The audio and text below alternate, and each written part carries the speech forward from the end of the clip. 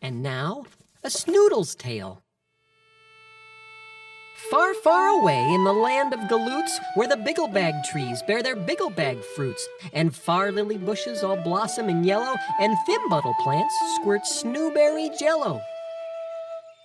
Here where the mountains of Rocky Magoo rise high o'er the meadows of Gilda Manju, where sunsets are painted with purple and blue, you'll find a small town, not much bigger than you.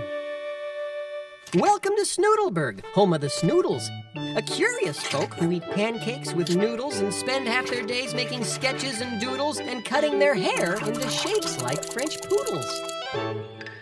Now, right in the heart of this curious town is a curious building, the tallest around, with a clock at its top and a chute at its bottom. 'Tis pink in the spring and turns red in the autumn. But weirder by far than its color or height is what happens there every fourth Tuesday night. As strange as it seems, it has been demonstrated that Snoodles aren't born, but rather created. Every fourth Tuesday at 9:15, the tower will shimmy and rattle and whine, and as the town nibbles on bigglebag fruit, a shiny young Snoodle will drop from the chute. That's where they come from, though no one knows why, nor who could have built the great tower so high. These mysteries of life befuddle most Snoodles, who'd much rather focus on pancakes and noodles and cutting their hair into shapes like French poodles. Yes, most found the tower too noisy and strange, until one small Snoodle made all of that change. This little Snoodle was much like the others. He came without siblings, no sisters or brothers. He came without money, a mom or a dad. The pack on his back was all that he had. This is peculiar, the little guy said. I came from a chute and I fell on my head? What do I look like? What am I for? He pondered those questions and then thought of more. Checking my bag is a good place to start. He pulled out some paints. Maybe I'm good at art. The next thing he found was a Snoodle kazoo. Hey, what do you know? I can make music too. Then back on his pack, he pulled a small string, and out from the sides popped two little wings. Amazing, he said with a gleam in his eye. I can paint, play kazoo, and now I can fly. Wait till the others see all the great things I can do with my paints, my kazoo, and my wings. So he packed up his paints and his Snoodle kazoo, and he hopped off to show them all what he could do. There from the top of a short, stubby wall, the big Snoodles heard the new small Snoodle call. Come watch me, you guys, as I head for the sky. He straightened his wings with a gleam in his eye. Then he jumped, and he flapped like the red-snooted finches that fly from the plains to the peak of Mount Ginches. His flight, unlike theirs, covered only 12 inches. You call that flying? You think you're a bird? We've never seen anything quite so absurd. The old Snoodle snorted, he sniggered, he shook. I'll paint you a picture to show how you looked. The brushstrokes were skillful, the colors were coolish. The story they told made the young one feel foolish. Take it from us, said a Snoodle named Lou. Flying just isn't what you're meant to do. The young Snoodle drooped. He felt his heart sag. The painting the old Snoodle placed in his bag. Carry this with you, the old Snoodle said, so visions of flying don't go to your head. The weight on his back was as heavy as lead. So under the weight of the picture he bore, he hobbled along feeling lonely and sore. Till up far ahead on a bench near the tower, he spied a bright bundle of far lily flowers. His heart started lifting. What beautiful things. Then he remembered. I've got more than wings. So quickly, he dug the paints out of his pack and hoped that with art, maybe he'd have the knack. I did it! He yelled to the Snoodles in town, then held up his picture as they gathered round. You did it all right, said the Snoodles replying. You showed you're no better at painting than flying. Then one of them laughed, and while eating a waffle, painted a picture that made him feel awful. You're puny. You're silly. You're not all that smart. You can't use your wings, and you're no good at art. That picture, too, was placed in his pack and made his heart slump just as low as his back. I'm ugly, I'm foolish, and so very small. I don't think I should be with Snoodles at all. And so he decided to get out of town. His wings hung so low that they dragged on the ground. He walked past the tower and out of the city. He walked through the fields and thought, My, this is pretty. The far lily bushes all blooming in yellow, and thimble plants squirting snowberry jello. I might like it here, said the small Snoodle fellow.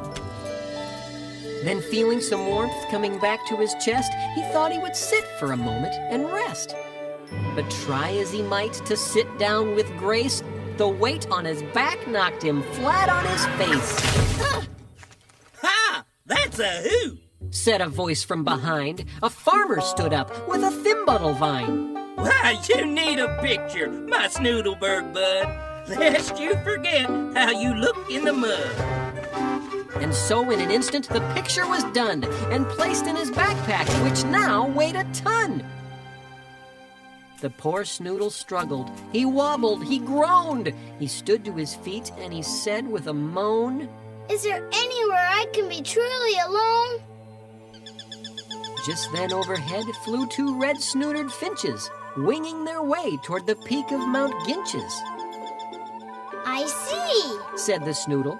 Then that's what I'll do. The home for those finches will be my home too. So painfully, struggling under his pack, the small Snoodle inched up the big mountain's back. He crawled over boulders in rain and in lightning. He trudged on, though the journey was frightening. Till finally on Sunday, at 2:15, he spied all the meadows of Gilda-Manju and realized he was on top of Mount Ginches, alone with the wind and his thoughts and the finches. He thought of the Snoodles. He thought of the tower. He thought of the bell that would chime on the hour. He thought of his pack and his very long walk. He thought it so loudly, he heard his thoughts talk. Hello, Said his thoughts. you've made quite a climb. That voice He remarked. doesn't sound much like mine. Then he turned and he noticed he wasn't alone, for a man stood behind, near a cave in the stone.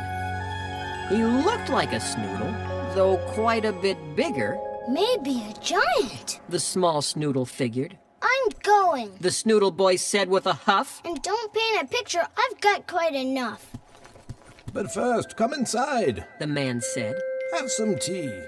I'm so very pleased that you're visiting me.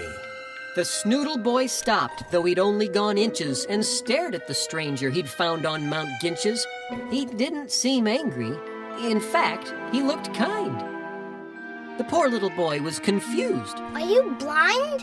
I'm puny. I'm silly. I'm not all that smart. I can't use my wings and I'm no good at art. The stranger leaned down with a pain in his heart.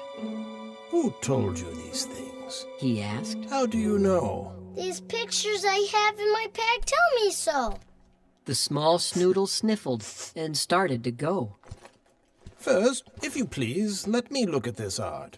That makes your pack heavy and weighs down your heart. Then, picture by picture, he unpacked the bag that bent the poor Snoodle and made his wings sag. Dear boy, Said the man. these look nothing like you. Then into the fire the pictures he threw. He rose from his chair, saying, Wait there, you'll see that what you need most is a picture from me. The Snoodle sat patiently, sipping his tea.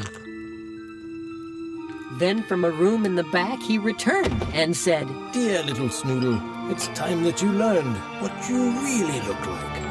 and he threw off the sheet, and what the boy saw warmed him right to his feet.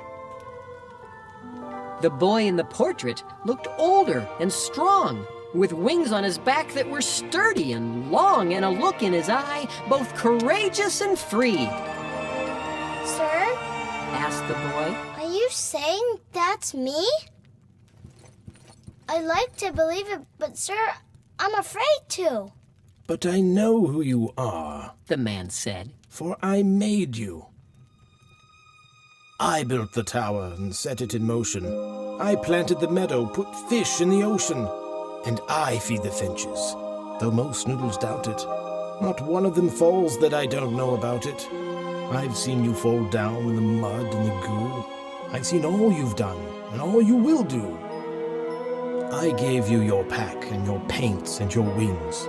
I chose them for you. They're your special things. The Snoodle kazoo is so you can sing about colors in autumn or flowers in spring. I gave you your brushes in hopes that you'd see how using them you could make pictures for me. Most of the Snoodles The old one said sadly. just use their paints to make others feel badly. The young Snoodle pondered the things he'd been told, then wondering something, grew suddenly bold. But sir, if you made this incredible land, can't you make Snoodles obey your command? The big one smiled warmly, then said to the small, A gift that's demanded is no gift at all. With that, the small Snoodle reached into his pack and pulled out the picture he'd made 10 miles back. They're far lilies, sir, from over the bridge. The old one beamed bright and said, That's for my fridge. After the small Snoodle's picture was hung, the old one bent down to the face of the young. He said, Here's what you look like. Here's how I see you. Keep this in your pack and you'll find it will free you from all of the pictures and all of the lies that others made up just to cut down your size. And lastly, your wings. You know what they're for. But not just to fly, son. I want you to soar. But sir, said the Snoodle. how can I fly? This picture's so big I won't get very high. But this picture's special. It's bigger, it's brighter. Carry it close, and I think you'll feel lighter. As soon as he heard it, the Snoodle looked down and noticed that he was an inch off the ground. He laughed and he leaped and he flew from the cave, feeling now older and stronger and brave. And he flew through the clouds and he flew with the finches. He soared up and down round the peak of Mount Ginches. He flew over far lily bushes in yellow and thimbuttle plants squirting snowberry jello. He flew over bigglebag trees and their fruits in big lazy loops o'er the land of galoots. Then hurried back home to the center of town, where the Snoodles all stood with their wings on the ground. And starting precisely at 2:15, he told them the story that I just told you.